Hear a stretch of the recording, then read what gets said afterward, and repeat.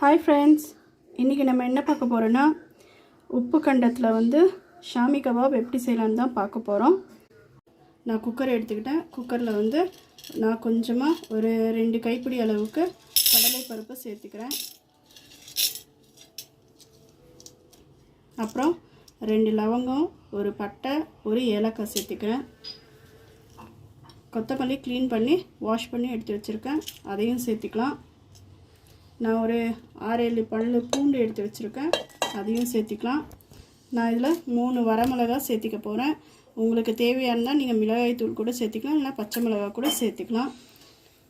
அப்புறம் ஒரு medium size வெங்காயம் கட் பண்ணி சேர்த்திக்க போகிறேன்.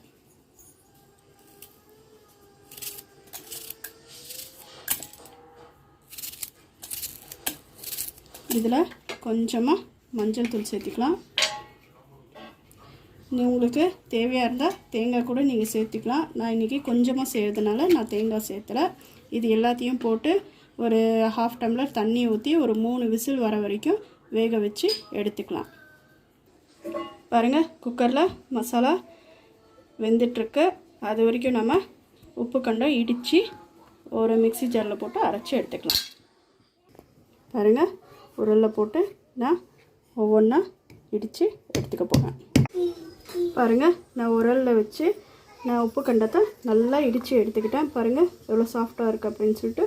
இதை இப்போ மிக்ஸி ஜாரில் போட்டு நல்லா கொரப்பாக அரைச்சி எடுத்துக்கலாம். பாருங்கள், நம்ம உப்பு கண்டத்தை நல்லா இடித்து மிக்ஸி ஜாரில் போட்டு நல்லா அரைச்சி எடுத்துக்கிட்டோம்.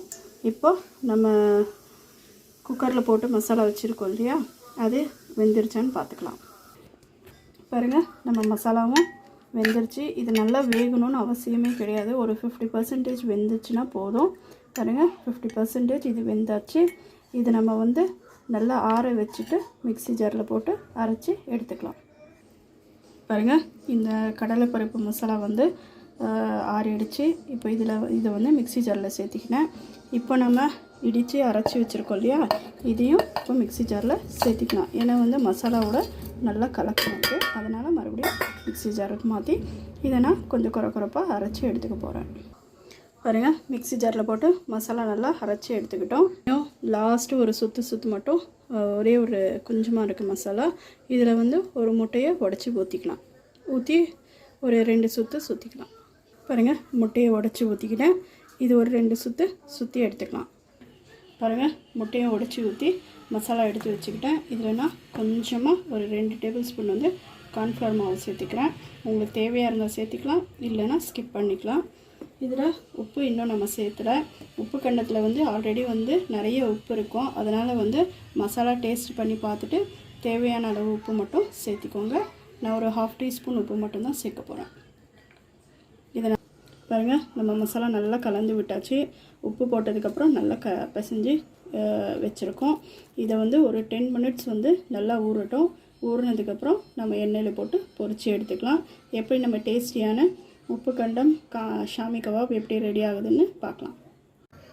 பாருங்கள், அடுப்பு ஆன் பண்ணி பேன் வச்சாச்சு. பேன் நல்லா ஹீட் ஆன உடனே நம்ம ஷாமி கபாப் பொரிக்கிறதுக்கு தேவையான அளவு எண்ணெய் சேர்த்திக்கலாம். பாருங்கள், எண்ணெய் நல்லா ஹீட் ஆகிடுச்சு. இதில் நம்ம சின்னதாக நமக்கு வேண்டிய சைஸில் வந்து வடை மாதிரி தட்டி போட்டுக்கலாம். பாருங்கள், இந்த ஷேப்பில் நான் போடுறேன்.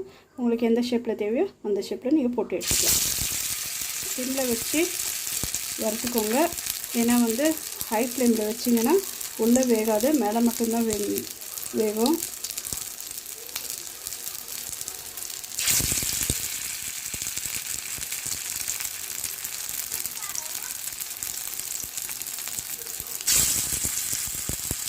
பாருங்கள், ஒரு பக்கம் நல்லா வெந்துருச்சு.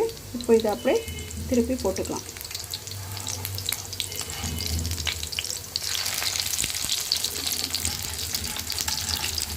இந்த ஷாமி கபாப் வந்து உடையாமல் வரத்துக்காக தான் வந்து நம்ம முட்டையை சேர்த்துக்கிறோம்.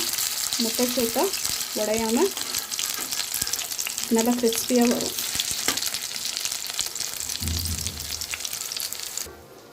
பாருங்கள், நம்ம கிறிஸ்பி அண்ட் டேஸ்டியான உப்பு கண்டம் ஷாமி கபாப் ரெடி ஆகிடுச்சு. நீங்களும் இதை மறக்காமல் வீட்டில் ட்ரை பண்ணி பார்த்துட்டு டேஸ்ட் பண்ணி பாருங்கள். எப்படி இருந்ததுன்னு சொல்லிவிட்டு மறக்காமல் கமெண்ட் பண்ணுங்கள். லைக் அண்ட் சப்ஸ்கிரைப் பண்ணுங்கள். தேங்க்யூ.